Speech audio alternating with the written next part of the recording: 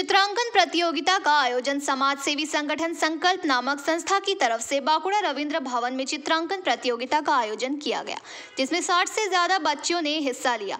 इसके अलावा रक्तदान सभा का भी आयोजन किया गया, जिसमें अधिक से अधिक रक्तदाताओं ने हिस्सा लिया। आयोजकों के मुताबिक चित्रांकन प्रतियोगिता के साथ साथ रक्तदान शिविर का आयोजन किया गया, साथ ही सांस्कृतिक संध्या का आयोजन रखा गया। हमारा उद्देश्य बच्चों में उत्साह पैदा करने के उद्देश्य से चित्रांकन प्रतियोगिता कराना है।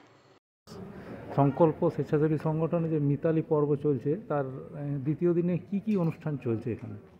মিতালি পার্বণে আজকে সংকল্পের নিজস্ব অনুষ্ঠান বসে আঁকো, একদম কোনো এন্ট্রি ফি ছাড়াই বাচ্চারা এখানে বসে আঁকছে, দেখতেই পাচ্ছেন পিছনে বাচ্চারা বসে আঁকছে।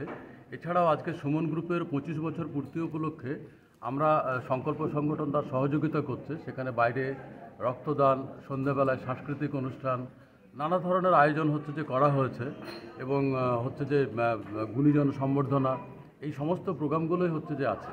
তো এখানে যে ছোট ছোট ছেলেমেয়েরা দেখা যাচ্ছে তাদের উৎসাহ কেমন দেখছেন? তাদের দারুণ উৎসাহ সকাল থেকে, এবং এটা হচ্ছে যে বাঁকুড়াতে প্রচুর বসে আঁকো প্রতিযোগিতা হয় এবং সেই বসে আঁকো প্রতিযোগিতার কোথাও 50 টাকা, কোথাও 100 টাকা, হ্যাঁ, এই ধরনের হচ্ছে যে এন্ট্রি ফি থাকে।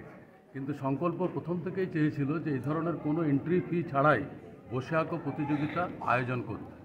তো সেই দিক থেকে সংকল্পই আয়োজন করেছে, যদিও বাচ্চারা এখন অনেকটাই উৎসবের মেজাজে আছে এবং এই মিতালি পার্বণ উপলক্ষে এই ছোট ছোট শিশুদের পেয়ে সংকল্পের যেটুকু ঘাটতি।